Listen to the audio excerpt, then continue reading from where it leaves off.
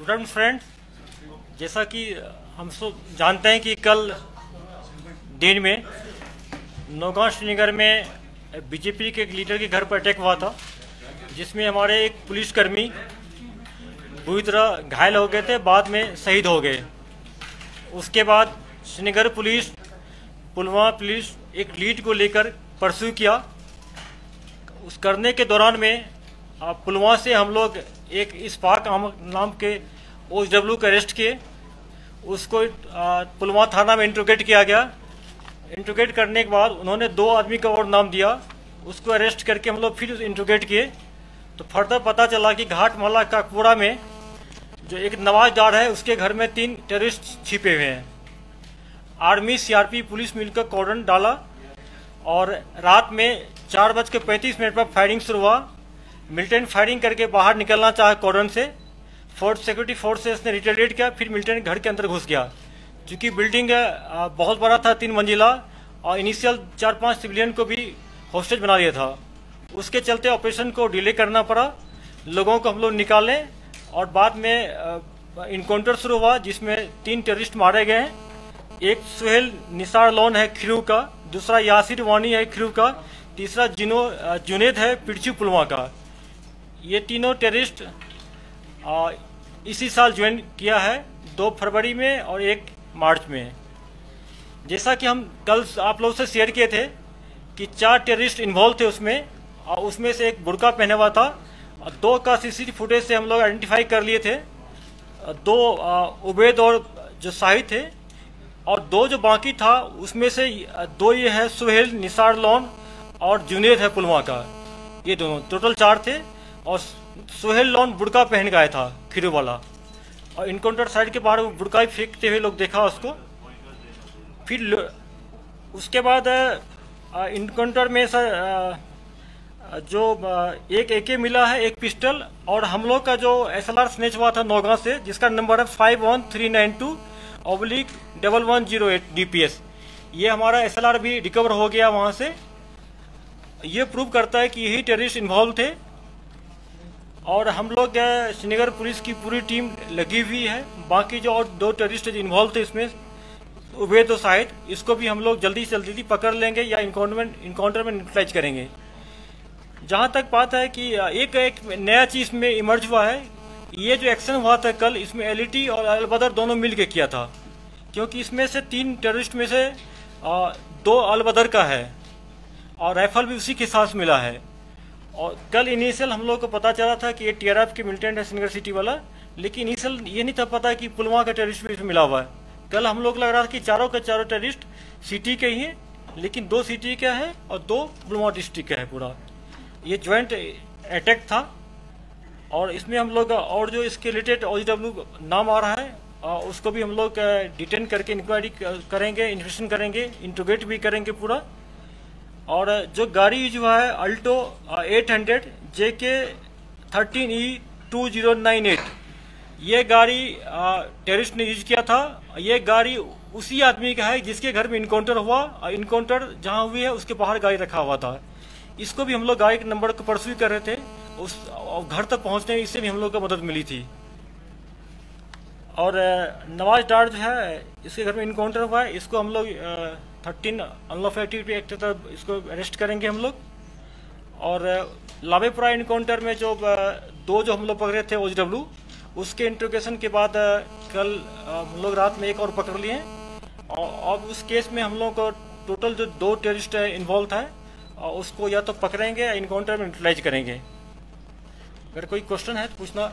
और सबसे बड़ी बात है कि मैं फिर से श्रीनगर पुलिस को, पुलवामा पुलिस को, आर्मी को, CRP को मुबारकबाद देना चाहता हूं कि लेस देन 24 आवर्स के अंदर इस केस को सॉल्व कर किया गया और तीनों टेररिस्ट को न्यूट्रलाइज किया गया। सर, कल आपने प्रेस कॉन्फ्रेंस में समय कहा था कि श्रीनगर बेस्ड भी 2 मिलिट्री सिस्टम इन्वॉल्व थे करके अटैक। तो क्या इस एनकाउंटर में मौजूद थे वो 2 मिलिट्री श्रीनगर बेस्ड जिनका आपने आइडेंटिफिकेशन बताया? एक्शन करने के बाद, अटैक करने के बाद जो श्रीनगर का टेररिस्ट था श्रीनगर में रह गया, चूंकि उसका यहाँ पर हाइडआउट भी है जिसके पीछे में लगे हुए।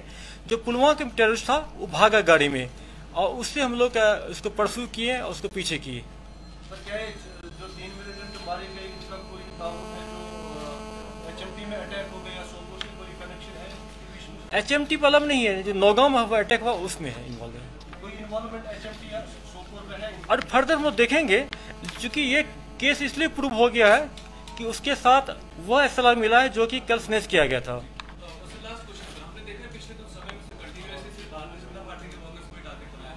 क्या कह सकते हैं कि सिर्फ बीजेपी को ही टारगेटेड किया जा रहा है या फिर ये ओवरऑल सिक्योरिटी थ्रेट अपनी सारी पॉलिटिकल वर्कर्स? देखिए, मेरा मानना है कि ये थ्रेट हर एक पोलिटिकल पार्टी के लिए है, और लेकिन उसमें भी कुछ लोग को ज़्यादा होता है। जब थ्रेट का कंसेप्ट क्या होता है, थ्रेट का जो पैरामीटर होता है कि हम लोग कैटेगराइजेशन क्यों करते हैं, किसी को X करते हैं, किसी X2 करते हैं, Y करते हैं, Z+, इसलिए करते हैं।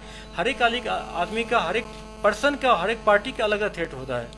मैं मानता हूँ कि बीजेपी को जो एक्टिविस्ट हैं, लीडर हैं, उनको ज़्यादा थ्रेट है। इसलिए कल DIG साहब, मैं SSP साहब, तीनों जाके बीजेपी अपनी पार्टी के जितने भी STT गार्ड है, HM पूरी सिटी में पर्सनली जाके देखे उसमें क्या कमी है, किसको और हमको इम्प्रूवमेंट करना है, कहीं स्ट्रॉन्ग मैन पावर को बढ़ाना है, कहीं मान ली कि बिल्डिंग का हाइरिजेज करना है, कहीं बंकर को स्ट्रॉन्ग करना है, वो लगे हम लोग करेंगे। अब पूरी प्रयास करते हैं हम लोग, और अपने जो हमारे जो पुलिस पर्सन डिप्लॉयड हैं उनसे बात कर रहे हैं, उनका मोरल हाई कर रहे हैं, उनको भी कमी जो ट्रेनिंग है उनको पूरा करेंगे। और अगले बार अगर कहीं होता है खुदा खासा, तो मैं आप लोग आश्वासन देता हूँ कि हमारा जवान इस बार मिलिटेंट को ही न्यूट्रलाइज कर लेगा।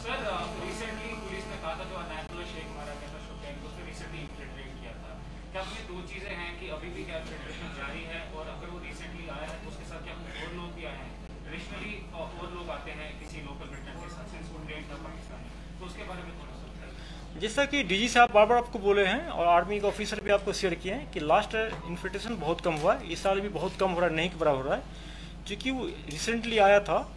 और हो सकता है कि नेपाल से भी आ सकता है, ऐसा नहीं कि सिर्फ कश्मीर के बॉर्डर से आते हैं, नेपाल से भी आ सकता है। और चूंकि इनकाउंटर मारा गया इसलिए उसको हम इंटरोगेट नहीं कर सकते हैं, लेकिन रिसेंटली आया था। इनफैक्ट कि उसके घर वाले को ही नहीं पता था कि उसका बेटा अभी रिसेंटली आ गया है।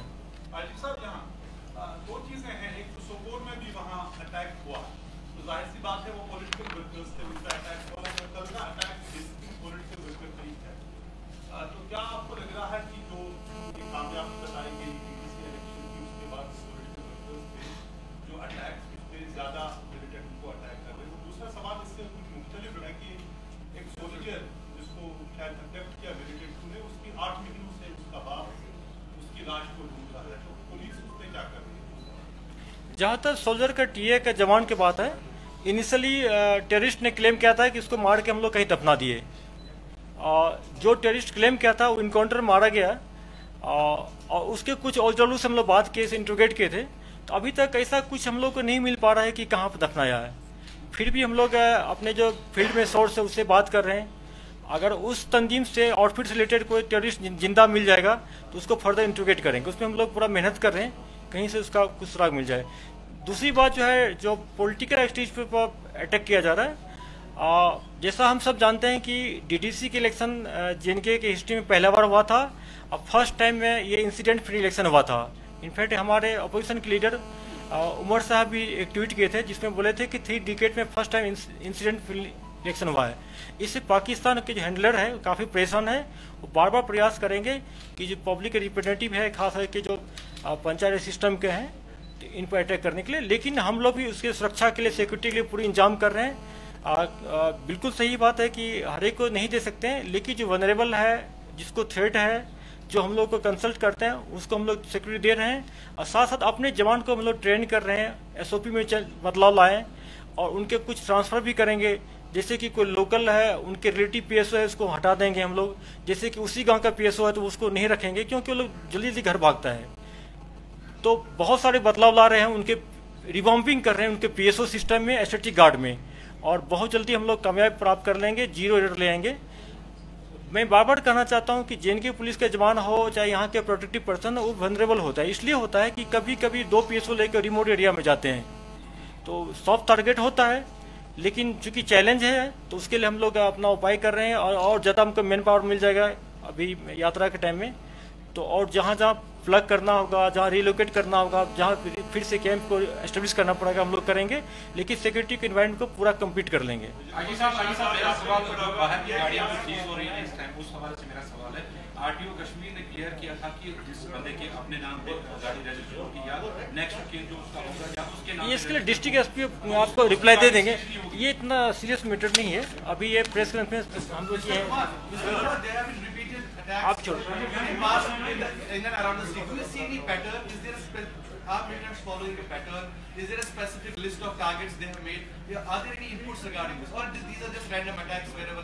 देखिए, जैसा हम सब जानते हैं कि पाकिस्तान द्वारा सोशल मीडिया के थ्रू यहाँ के नए लड़कों को इंस्टिगेट कर रहा है, रेडिकलाइज कर रहा है, मोटिवेट कर रहा है टेररिस्ट ज्वाइन करने के लिए। ये यंग लड़के जो होते हैं इनको डर थोड़ा कम लगता है, इनको पता नहीं अपने फैमिली के बारे में, अपने करियर के बारे में, इसलिए ज़्यादा ये अटैक करते हैं। जैसे कि आप देखते हैं कि कृष्णा ढाबा पर अटैक हुआ था, बहुत छोटा लड़का था, उसमें तो एक 17 ईयर्स ओल्ड था पूरा था, नए लड़के। चाहे यहाँ पर बागात में हुआ पुलिस वाले पर अटैक हुआ था, वो भी छोटे टेररिस्ट थे, नए टेररिस्ट थे पूरे। कल भी जो अटैक हुआ है ये नए लड़के लोग हैं पूरा है, चाहे सिटी का हो चाहे पुलवामा डिस्ट्रिक्ट का हो, नए लड़के हैं।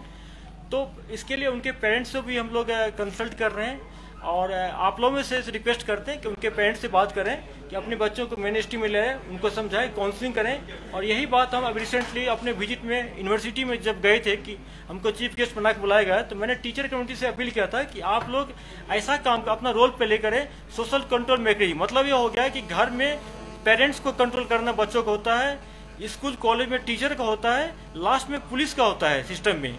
तो सोशल कंट्रोल के मैकेनिज्म में जो पहला लेवल है, दूसरा लेवल है, उनका रोल है। मैं कहता हूँ कि एक और लेवल है, वो है सोशल मीडिया का, और आप लोगों का रोल है। आप लोग भी अपील करें, लोगों को समझाएं कि इस रास्ता पर जा रहा है, उसका नतीजा एक ही होता है, या जेल होता है या उसका डेथ होता है।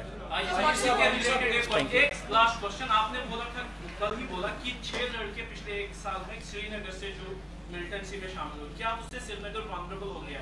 क्योंकि लोकल लड़के हैं, एरिया पता है, उनको टारगेट पता है। क्या 1 साल में नहीं हुआ है। मैंने ये कहा कि हम लोग लास्ट सितंबर में 0 कर दिए थे यहाँ पर। उसके बाद साकिब एक ज्वाइन किया था, साकिब को ज्वाइन करने के बाद 5 और नए लड़के ज्वाइन कर लिए। हम लोग पूरा एज ए टीम पूरा लगे हुए हैं, इसको बहुत जल्दी इसको अरेस्ट कर लेंगे या न्यूट्रलाइज कर लेंगे या उनको वापस बुलाएंगे इसको, और सिचुएशन यहाँ कभी खराब नहीं होने देंगे। इंसिडेंट 2 हुई है, मुझे पता है कि कैसे हुआ है, और ऑलमोस्ट दोनों केस एक ऑलमोस्ट सॉल्व हो गया है। दोनों केस ऑलमोस्ट सॉल्व हो गया। किसने किया उसमें 3 पकड़ लिए, इसमें मारे गए हैं, 2-3 को अरेस्ट कर लिए, सॉल्व कर लेंगे। और जितने भी स्लीपर सेल है जो इस टाइप के केस में इन्वॉल्व होते हैं, उसके पीछे हमारे पास डाटा है, उसको भी अरेस्ट करेंगे और उसको अंदर बुक करके पीएसए में अंदर डालेंगे इसको। सर एक लास्ट सवाल, कोई स्पेसिफिक नंबर है श्रीनगर में कितने मिलिटेंट्स एक्टिव हैं? श्रीनगर में टोटल आपको 6 मिलिटेंट है। Which case? Yesterday's attack. उसमें अभी तो हम लोग 3 अरेस्ट किए और 3 मारा गया है। Sir, are there any civilian injuries from the counter spot today? हाँ हुआ है, एक लेडी को क्रॉस फायर में माइनर इंजरी बुलेट का हुआ लगा, हॉस्पिटल में शिफ्ट करवा दिए, तुरंत स्टेबल है, बिल्कुल ठीक है। और स्टोन पेल्टिंग में 2-3 इंजर्ड हुए हैं।